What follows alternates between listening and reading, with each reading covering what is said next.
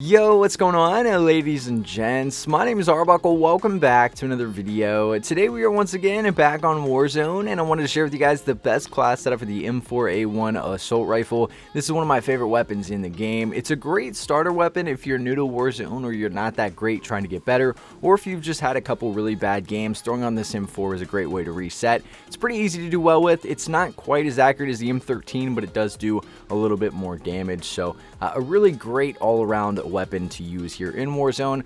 What you guys are watching right now is just some random gameplay of me demonstrating what this specific build is going to play like in a game of Plunder, just so you guys can get an idea of what these attachments are going to play like before you actually throw them on for yourself and give this thing a go. So without further ado, let's jump into the attachments. So if you guys take a look at the attachments that we're using, the muzzle that we're rocking with is that monolithic suppressor, obviously pretty much a given here in Warzone with any weapon, giving us sound suppression as well as damage range and a really nice boost to accuracy and range. So again, the monolithic suppressor muzzle. The barrel that we're using is the stock M16 Grenadier. Now this is the best barrel to use. I've seen a lot of players using the Corvus Custom Marksman, but if you compare the two, you will see that with the Grenadier, you're going to get a little bit more of a boost to your accuracy, range, and control, with obviously damage range, bullet velocity, and recoil control as your pro. So again, the stock M16 Grenadier barrel.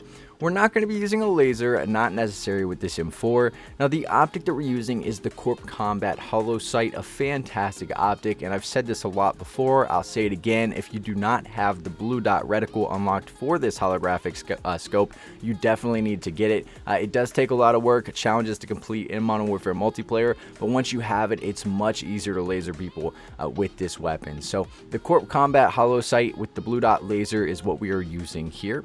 We're not going to be using a stock. Now the underbarrel that we're using is the Commando foregrip. I always recommend the Commando with these ARs from Modern Warfare because we are getting recoil stabilization, giving us a really nice boost to that accuracy and control. Keep in mind the aiming stability isn't going to affect this weapon, so even though it shows it as a pro here, it's not really going to do anything because we don't have idle sway. And the only con is movement speed, which isn't that big of a deal because our primaries aren't meant to be super fast. So the Commando foregrip is the underbarrel that we're rocking with here.